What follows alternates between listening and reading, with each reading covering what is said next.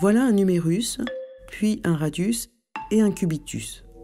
Un numérus est toujours articulé avec un radius et un cubitus, même si les formes sont différentes dans l'aile d'une chauve-souris, la nageoire d'une baleine, une patte de cochon, d'otarie ou le membre antérieur de l'homme. On voit bien un os articulé avec deux os. Pour connaître les degrés de parenté de plusieurs organismes, les scientifiques vont comparer leurs formes et pour cela, étudier les caractères homologues, c'est-à-dire les structures similaires. Ces similitudes constituent alors des hypothèses de base, encore appelées homologie primaire, qui permettront de construire un arbre illustrant les relations de parenté et de répondre ainsi à la question « Qui est plus proche de qui ?» Chez l'homme, le chimpanzé, le gorille et l'orang-outan, les vertèbres caudales sont redressées de manière à former le coccyx. Tous partagent, avec les gibbons, une absence de queue. En fait, il s'agit d'un caractère dérivé hérité d'un ancêtre commun. On l'appelle alors homologie secondaire. Il constitue donc un groupe, le clade des hominoïdes, séparé des singes à queue. Comment maintenant classer ces hominoïdes en comparant les espèces actuelles ? L'os maxillaire et l'os prémaxillaire, en se rapprochant, délimitent un canal nommé canal incisif. Ce canal incisif est très étroit chez l'orang-outan et chez l'homme seulement.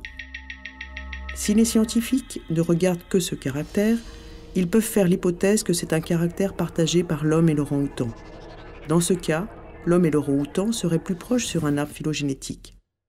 Mais l'observation du registre fossile montre que chez l'homme, il y a eu un redressement du prémaxillaire qui porte les incisives, tandis qu'il est oblique chez les autres. Cela conduit à dire que l'étroitesse de ce canal incisif est une homoplasie, c'est-à-dire un caractère dérivé qui n'est pas hérité d'un ancêtre commun. Donc, si on ne se fonde que sur ce caractère, on aura une idée de son évolution, mais c'est la mise en parallèle de plusieurs caractères qui va permettre d'identifier les relations de parenté. Par exemple, les orbites des yeux des orang-outans sont plus hautes que larges, contrairement aux autres. Les orang-outans sont moins proches des hommes que ne le sont les chimpanzés ou les gorilles.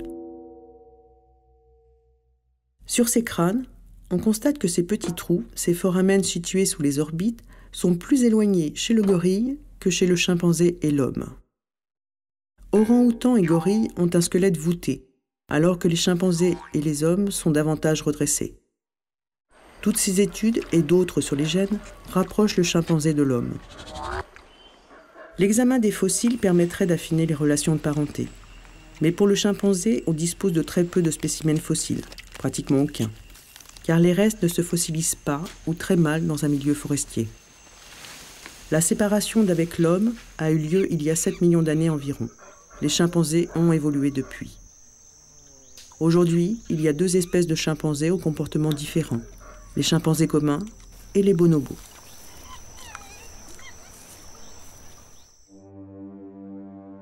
Au sein de la lignée humaine, il est très difficile de faire un arbre phylogénétique depuis cette séparation. Si on regroupe tous les fossiles dont on dispose, on en est à une dizaine de genres et à une vingtaine d'espèces dans cette histoire buissonnante de la lignée humaine. On pense que les australopithèques ne forment pas un groupe homogène, et on sait maintenant que Homo habilis n'est pas l'ancêtre d'Homo erectus ni d'Homo sapiens.